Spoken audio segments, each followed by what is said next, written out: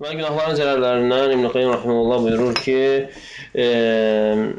qəlbdə olan təzimin, Allaha olan təzimin zəifləməsi, həqiqətən günahlar qəlbdəki təzimi zəiflədir.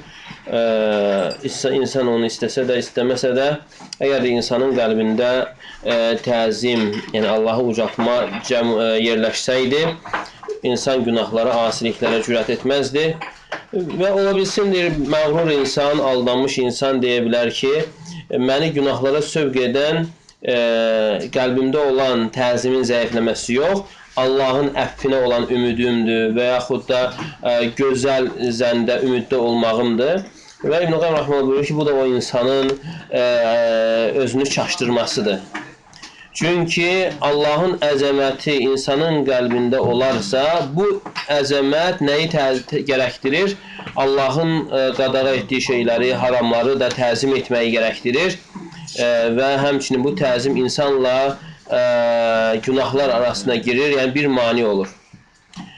Həqiqətən günahlara cürətlə yönələn insanlar Allahı haqqı ilə qiymətləndirməmişlər, dəyərləndirməmişlər və necə ola bilər ki, yəni bir insan Allah haqqı ilə dəyərləndirsin, Allahı təzim etsin, Allahı uca tutsun və eyni zamanda da Allahın əmri ona aşağı olsun, yəni Allahın əmrinə qarşı biganə yanaşsın və qadağaya qarşı biganə, yəni səhlənkar yanaşsın. Yəni bu mümkün deyildir, qeyri-mümkündür. Yəni ən açıq bir batildir ki, yəni insan Allahın əmrlərini aşağı sayır və bununla deyir ki, mənim qəlbimdə təzim vardır. Və həmçinin bu zərərlərdən və yaxud da cəzalardan bəzi də olur ki, Allah Teala onun heybətini, insanların qəlbində olan heybəti itirir, qaldırır. Və artıq insanlar onun etdiyi günahlara görə onu aşağılayır, ona qarşı biganə yanaşır. Necə ki, o insan özü Allahın əmrinə qarşı səhlənkar idi. Və insanın qəlbində olan Allah sevgisinə görə, o sevginin miqdarına görə insanlar onu sevir. Və Allahdan qorxduğuna görə insanlar da onu sayır.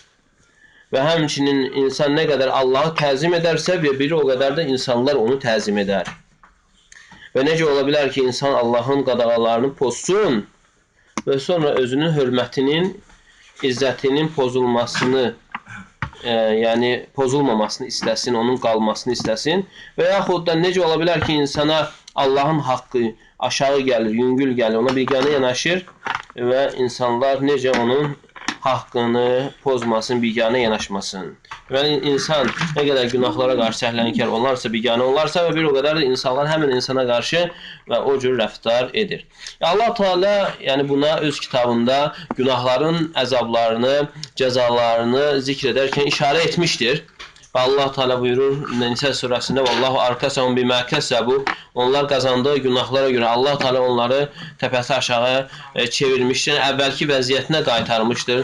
Və həmçinin keçir ki, Allah Teala onların qəlblərini örtüb, onların günahlar, onların qəlblərini mühürləyib və Allah Teala onları unutmuşdur. Necə ki, onlar Allahı unutdular. Və onlar Allahın dinini alçatdığına görə Allah onları alçatmışdır. Və onlar Allahın əmrini zay etdiyinə görə Allah onları zay etmişdir. Yəni onları yardımsız, köməksiz buraxmışdır. Və buna görə də Allah Teala məxluqatın ona səcdə etmə ayəsində, Həcc surəsi 18-ci ayədə buyurur ki: "Və men yuhinillahu fema lehu min mukrim." Yəni Allah Teala kimi alçaldarsa onu hörmətləndirən kimsə olmaz. Yəni kimsə onu hörmətləndirə bilməz. Deməli o insanlara, o kimsələrə, yəni səcdə etmək, yəni aşağı gəldiyinə görə, ona biganə yanaşdığına görə Allah da onları alçatmışdır. Və Allah Teala onları alçatdıqdan sonra onları qaldıran, hörmətləndirən kimsə olmamışdır. Yəni Allahın alçatdığını kim qaldıra bilər və yaxud da Allahın hörmətləndirdiyini kimsə alçada bilməz. Və həmçinin günahların zərərlərindən insanın öz-özünü unutması. Yəni günahlar insanın öz xeyirlərini unutmasına səbəb olur. Yəni Allah Teala unudur onu, yəni nə demək, tərk edir və insanı özü ilə nəfsi arasına, özü ilə şeytan arasına buraxır Və əgər insan öz nəfsi ilə, şeytanla başlı başına qalarsa, sözsüz ki, burada nicat umulmayan, yəni qurtuluş ümid olunmayan bir həlak ortaya çıxır. Və Allah Teala buyurur Həşr surəsi 18-19-cu ayələrdə: "Ya eyyuhellezine amenu ittaqullaha vel tanzur nefsun ma qaddemet liğad." Ey iman gətirənlər, Allahdan qorxun, təqvalı olun və hər bir kəs sabahı üçün nə hazırladığına baxsın. "Vettaqullah innallaha xabirun bima ta'malun." Və Allahdan qorxun. Həqiqətən Allah Teala sizin etdiklərinizdən xəbərdardır. "Və la takunu kellezine nasullaha fa ansahum anfusahum ulaika humul fasiqun." O kəslər kimi olmayın ki, onlar Allahı unutdular. Allah onlara özlərini unutturdu. Məhz onlardır. Yəni fasiqlər. Məhz onlardır fasiqlər. Yəni insan Allahı unutduğuna görə Allah Teala ona özünü unutturur. Yəni öz xeyirlərini unutturur. Artıq insan öz xeyirinin harda olduğunu bilmədiyinə görə xeyirdən məhrum olur və həmçinin Allah Teala o insana öz zərərlərini unutturur. Yəni həmçinin o insan zərəri bilmədiyinə görə zərərə düşür.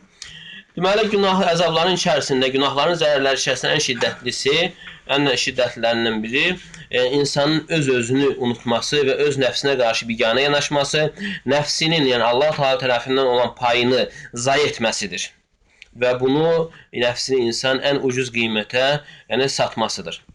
Allah Subhanahu Teala yuavvad an kullu ma sivah. Yəni insan nəyi də itirsə, əgər Allah Teala'nı itirməyibsə, deməli insan heç nəyi itirməmişdir. Amma nə vaxt ki insan Allahı itirərsə və onda hər şeyin əvəzi olarsa, amma Allah Teala'nın əvəzi yoxdur. Necə ki şair buyurur: "Min kulli şeyin idza dayya'tahu ivadu və ma min Allah in dayya'tahu ivadu." Əgər sən hər şeyi də itirsən, onun əvəzi vardır. Amma Allahı itirdiyin zaman onun əvəzi yoxdur. Və həmçinin günahların zərərlərindən möminlərdən uzaq durmaq, uzaq qalmağın, yəni fəsadı, onun pisliyi, necə ki insan günah etməklə, möminlərin yoldaşlığını itirməklə artıq iman dairəsindən çıxır. Yəni İslam dairəsindən çıxmasa, iman dairəsindən çıxır və bununla insan Allah Teala'nın onu qorumasını itirir. Çünki Allah Teala möminləri qorumasına söz vermişdir. İnnallah yudafi anillezine amenu. Allah Teala iman gətirənləri müdafiə edir həm bu dünyada və həm axirətdə, şərlərdən qoruyur. Və həmçinin bunun səbəbi ilə, günahlar səbəbi ilə imanın üzərində tərtib olunmuş, yaranmış, yəni hər bir xeyirlərdən insan məhrum olur. Hansı ki, imanın üzərində yaranmış hər bir xeyir, o tərtib olunan hər bir dünya və içərisindəkilərdən daha xeyirlidir. Yəni onlardan bəzisini inşallah götürək. İbn-i Qayyim Rahimullah buyurur, imanın üzərində yaranmış böyük xeyirlərdən əl-əcrul azim, yəni böyük savabdır, mükafatdır. Nisə surəsi 146-cı ayədə Allah Teala buyurur: وَسَوْفَ يُؤْتِ اللّٰهُ الْمُؤْمِنِينَ أَجْرًا عَظِيمًا. Allah Teala sonra möminlərə böyük mükafat verəcəkdir, möminlərə. Və həmçinin imanın üzərində yaranmış mükafatlardan möminlərdən dünya və axirət şərlərinin sovuşdurulması, dəf olunması. Həcc surəsi 38-ci ayədə Allah Teala buyurur: "İnnallah yudafi'u anillezine amenu." Allah Teala iman gətirənləri müdafiə edir. Yəni onlardan dünya və axirət şərlərini sovuşdurur. Deməli insan günah etməklə iman dairəsindən çıxır və bu xeyirlərdən məhrum qalır. Və həmçinin günahların zərərlərindən insan mələklərin və xüsusən də ərşi daşıyan mələklərin istiğfarını itirir. Ğafir surəsi 7-ci ayədə Allah Teala buyurur: "Ellezine yahmilunal arşa ve men havlehu yusabbihuna bihamdi rabbihim ve yu'minuna bih ve yestağfiruna lillezine amenu." Rahmanın arşını daşıyan mələklər və onun ətrafında olanlar Allahı təqdis edərək şəninə təriflər deyərlər və Allaha iman gətirərlər və iman gətirənlər üçün Allahdan bağışlanma diləyərlər. İman gətirənlər üçün bağışlanma diləyərlər. Və beləcə, yəni imanın üzərində yaranmış mükafatlar çoxdur və 100-dən artıq yəni belə xislət gətirir. Hansı ki onlardan hər biri dünya və içərisindəkilərdən daha xeyirlidir. Və deməli insan günah etməklə, günaha düşməklə bu xeyirlərdən məhrum olur. Deməli burada qəsd olunan odur ki, iman hər bir xeyri gətirən bir səbəbdir. Dünyada və axirətdə elə bir xeyir yoxdur ki, onun səbəbi iman olmasın. Və həmçinin dünyada və axirətdə elə bir şər yoxdur ki, onun səbəbi imansızlıq olmasın. Necə insana, yəni asan gələ bilər, yüngül gələ bilər ki, İnsan günah etməklə iman dairəsindən çıxır və sonra nəfsi ilə baş-başa qala bilir. Yəni, müsəlmanların dairəsindən, İslam dairəsindən çıxmasa belə.